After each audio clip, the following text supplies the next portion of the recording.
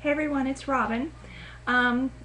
It's a month into school now, and I wanted to do a how I'm doing video, kind of my first couple of weeks, but to be honest with you, I am just now getting settled in, and this semester is definitely a challenge. I am taking Human Development, which is actually my easiest class.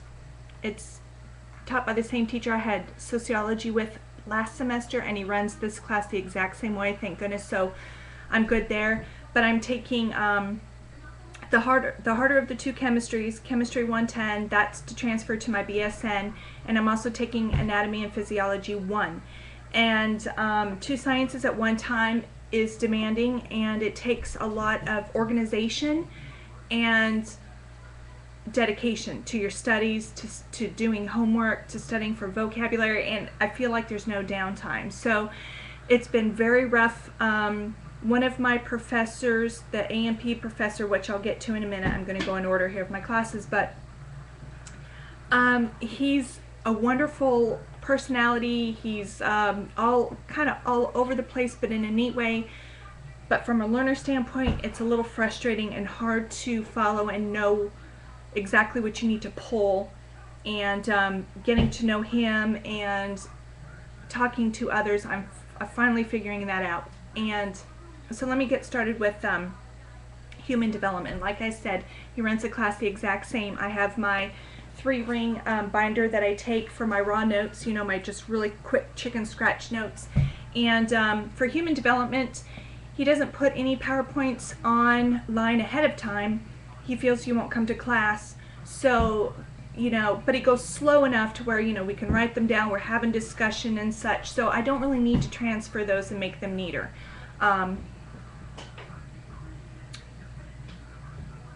I retain and I get enough there in class. And then also, we're getting ready to take our very first test. We've been in school a month, and it's chapters, Carlton, stop!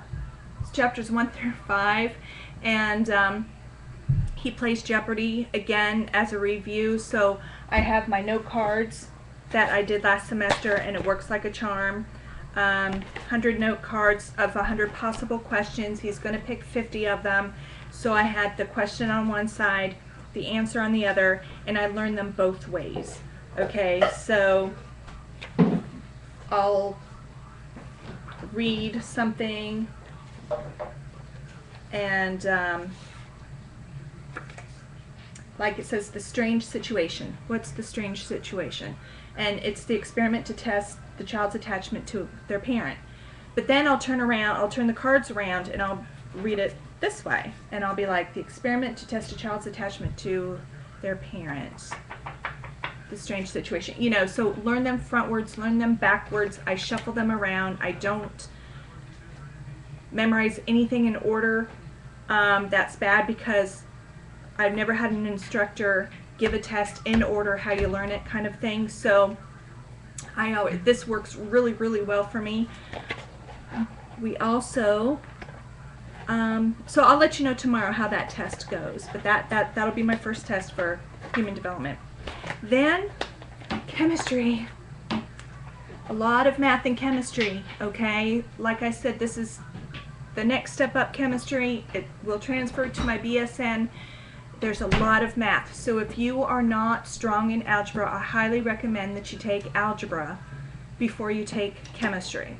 You know, just kind of, why do you choose to do this now that I'm making a video? My 14-year-old boy. Carlton. Sorry, had to get on. Thank you. Never mind, he was in there half an hour not wanting anything. Okay. A lot of math. You need it. It's important. So if you're kind of so-so with math, I highly recommend a refresher course, or before you take chemistry, you know, take a good month and just kind of get a book, watch YouTube videos. Khan Academy, Khan Academy here on YouTube is great for chemistry and for math.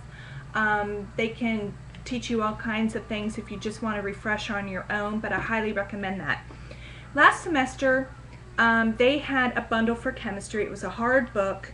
It was the lab manual, and then there was a study guide. And our instructor found that he didn't really use the full book, so he got with this company and said, hey, we want to take so many chapters out, make a book, can you do that? They're like, yeah. So we got the more condensed version, and so this is it. He just took like 10 chapters or whatever of what he felt was the most necessary for us, and so we have that book. We have our lab manual.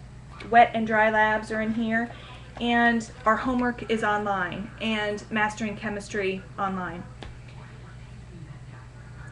Homework was hard, okay, and there's anywhere from 30 to 50 questions per chapter, and the chapters have to be done before the test. Each item has 3 to 5 questions in it. So what I do is my notebook, I don't take raw notes in here because this professor does put up PowerPoint slides. And in the beginning I was taking notes in my messy notebook, and I was rewriting them when I got home like I did last semester, and it's just too much. There's just so much information. So what I did was I print out the slides, and I put 3 to a slide, or 3 to a page, and it's nice because it has the lines. And as he's talking, you know, I'm writing things down on the side so I can focus more on what he's saying. I'm not worried about copying everything because he does put it up on the board for others too who don't do this. I can focus more. I can ask better questions. I can highlight as he's going, and I don't have to write and then highlight really quick. And per suggestion from a student that had him last semester, she highly recommended that study guide. And I said, well, we have the new book in lab. She said, yeah, but it's pulled from our old book. So I went online, and it's called Study Guide and Selected Solutions, Amazon.com. And this one's a used one. It was lightly worn. The new ones were like $60. I got this one for $18.99 plus a couple dollars for shipping. The corners are a little worn, and to be honest, the previous owner only wrote on maybe 4 pages in chapter 2. And I just got it in the mail. We're just now starting chapter 4, and on compounds and their bonds, and so I didn't even need what she had previously written in. Chemistry builds on each chapter, so you have to have a strong base and foundation. You have to start understanding from the get-go, from chapter 1. We just had our first test. His wife had a baby a couple months early, so he hasn't gotten them graded yet. I didn't feel as confident as I wanted to because I put so much time into my A&P. I kind of suffered a little bit and put chemistry on the back burner, and I just can't do that. So I have to I'm still finding that balance. I'm having to say I have to put this much time aside every day for chemistry. I thought the homework would go faster, and it's intense. It's hard, and I miscalculated that, and that's my own fault, and I know better than that. But I've had a lot on my mind lately with my friend I told you that's sick and all, but and just trying to get settled in. So I do have in my notebook, this is my notebook. It's just like a 1.5 inch binder. It's one I used last semester. I have my periodic table here and some tabbies. I have my inexpensive notebook that I use for my homework. I have just a folder in case he passes anything back, but so far we haven't really had anything pass back, and then I just have a folder that I keep my slides in until I get them hole punched. But in my notebook what I do is I can't seem to print out my questions and answers from the homework, so what I do is I just kind of write down the homework in my book. I write down the question it's asking me.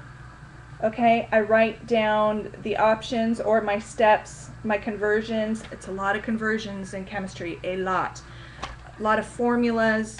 I'll write down my formulas in the front here kind of as a guide cheat sheet thing, and just for my homework so I don't have to keep digging in the book. And that way if I have a question on one, I don't have to pull out my computer and pull it up to ask a fellow student when I get to class the next day. I have it circled, and we'll talk about it. Now what we have found out is they have different numbers than I have. It's kind of the same problem set up the same way, but just using different numbers so you can't copy. And but basically it's once you get the process down, you know, it's easy to help somebody. I went ahead and I got a tutor. I got a tutor for chemistry and I got a tutor for anatomy because my first week I was completely overwhelmed, and I knew, and I tell you guys too, don't ever be too proud to say I might need some help. And the reason I went ahead and did it early, even though I was saying I think I can settle in and get it myself, there's so much information thrown at you so quickly that I felt I would have been in too deep if I didn't. And also the tutors, I found out, are filled already for those 2 classes. So I already have I have my once a week with my chemistry and once a week with my A&P. They know what's going to be on the test. They kind of get you ready for that. They're a tool in case I get stuck on my homework. I don't rely on them to do it for me. I just use them if I need them.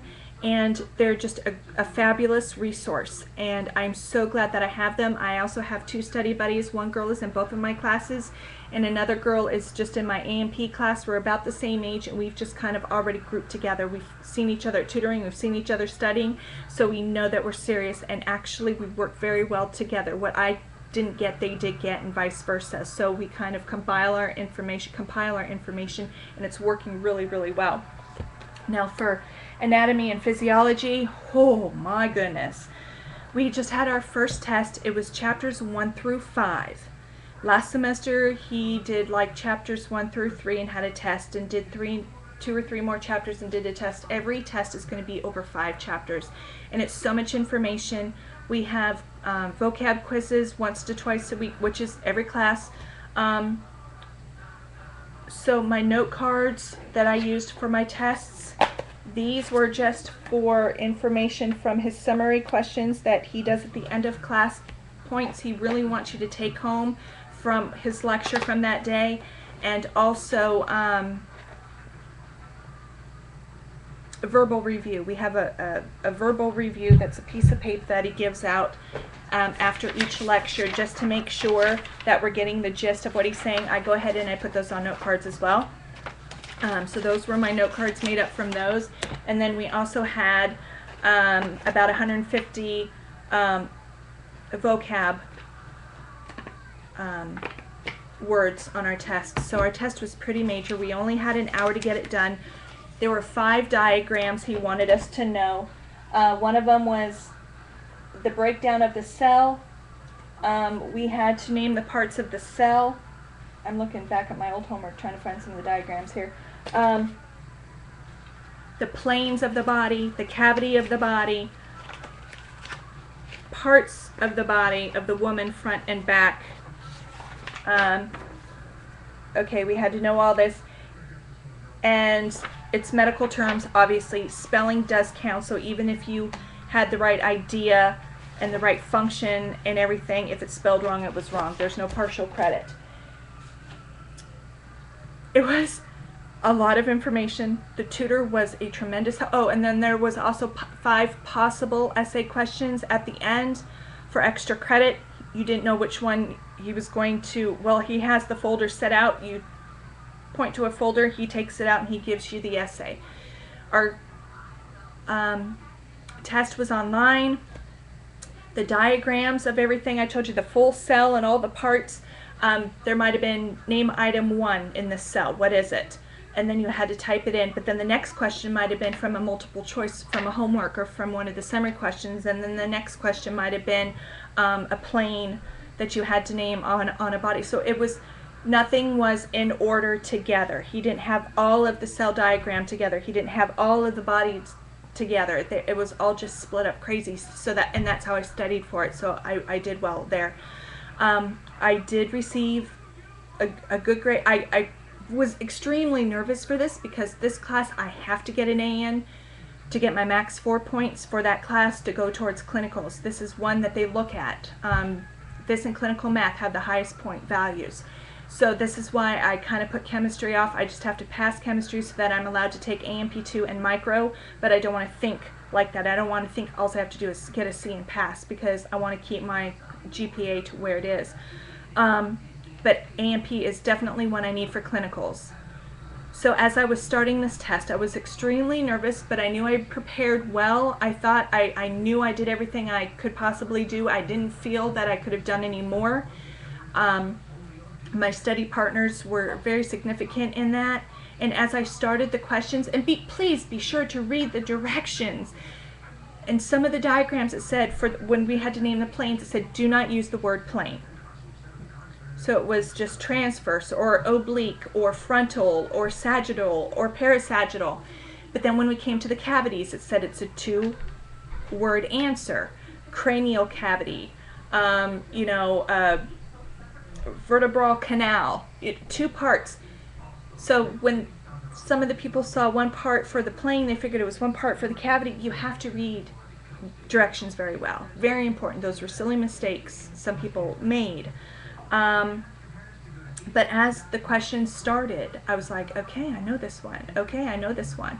If it wasn't a diagram and a spelling, it was a multiple choice or a fill in the blank. And out of 100, I received a 98. So I was very thankful and pleased.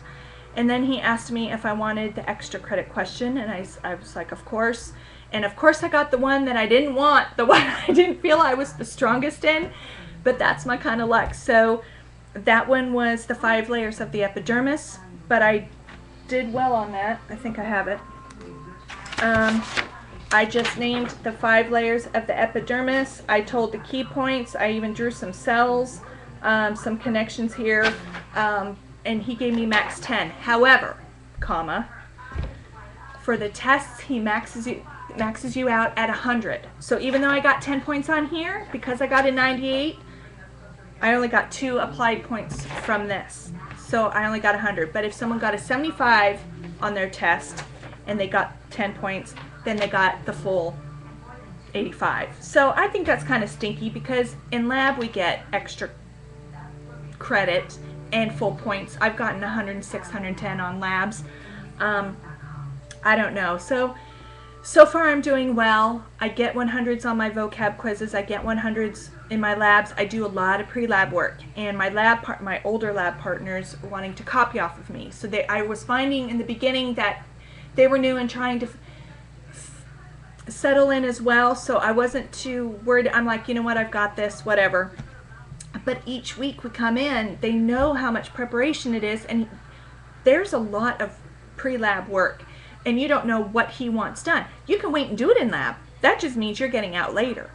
So they're coming in and they're just copying my labs. So they weren't even trying to figure it out on their own. Do you know what I mean? So after a while I was like, you know what, guys, I'm not doing this anymore. And I kind of grouped up with my 2 friends that I told you I've made, and we're now lab partners, and the rest were really upset with us, actually.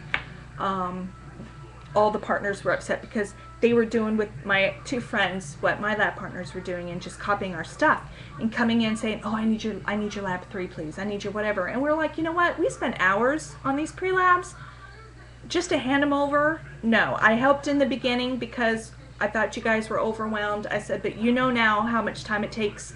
I'm not going to just do that for you. So I felt bad initially, but they're not going to learn. And they didn't do very well on the test, but I know that those pre-labs really helped me for that test. So I'm very happy about that. All of my lab gear, my lab coat, my goggles for chemistry, my lab glasses for anatomy, my dissection kit, my latex gloves, I keep all that in my car. Everything but the lab coat is in a bag. It stays in the back of my Suburban. The lab coat is hung up on a hanger in the back, so I don't accidentally forget those, because that's bad. Because then you can't do lab, because they don't let you borrow anything. So that's important to be prepared for labs, because sometimes with labs only being once a week, you forget some things. So I know this video is super long. I'm sorry. Oh my gosh, it's almost 20 minutes. There's more I wanted to say, but stay organized, get study buddies, go ahead and get that tutor right away, so that in case you need them, they're there. You have that time. You can always cancel one day, say, you know what, I just can't make it this Thursday. Let them know so that they can fit someone else in. Don't memorize things in order. Try to understand the material. That is so important than just memorizing and dumping, because everything builds on each other and you want to remember everything. Talking out loud, I go through things. I was walking down the hall one day and I was pointing at parts, and this guy was walking past me and just laughing. He was a clinical student already, so he knew what I was doing, but I still felt like an idiot. But I was saying things out loud as I was walking to the restroom, and yeah, but it's all good. If you have any specific questions for me, I'm going to have to do another video because I did write down some other things I wanted to talk to you about. But ask about extra lab time. We're having a bone practical on Friday, and we asked him if we could come in on Thursday to actually put our, or Tuesday to actually put our hands on and look at them and feel them instead of the first time being done in the lab. We see pictures in our book and on the PowerPoints and slides he shows, but it's different seeing it in person.